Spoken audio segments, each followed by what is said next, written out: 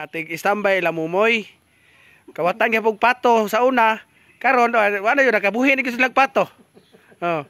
Kalau sige do, kani silang duha silig sundog-sundog. Sunduganay. Pag check na puro zero. Sundugan zero. Oh. Hapit pa na sundog ang pangalan. Nalipat.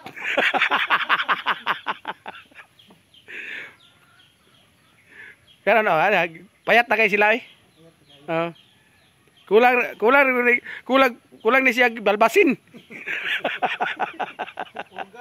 Purgang balbasin ba? Na usay tawag ni Manny na nahilis ng silupin ba? Nakaon magsilupin sa buno tundako. Magugma pa rin mamatay ba? Ay sweeto makinis lang. Puro dali rin mamatay kay mga mo ni kara mga watay pato. Kuan. Ako.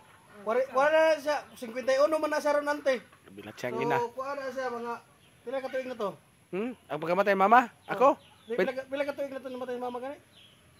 Upat no. Ya 51 man sa ato pagkamatay. Grabe advance mo kay na mo kalendaryo pod. Kuan po ka to? 38. Kuan day. 33. 33. 43. 43. Sa GP 64. Si Yoyo man Yoyo. Ha? Oh, 1991 man tabats man ta. Mamaog mugla. Pagsabot pa rin mga tigwanga pod. Mamaog muglawas pod. Ya tao. Eh kato inyong quiz na mao pod mo. Puro kita mo zero.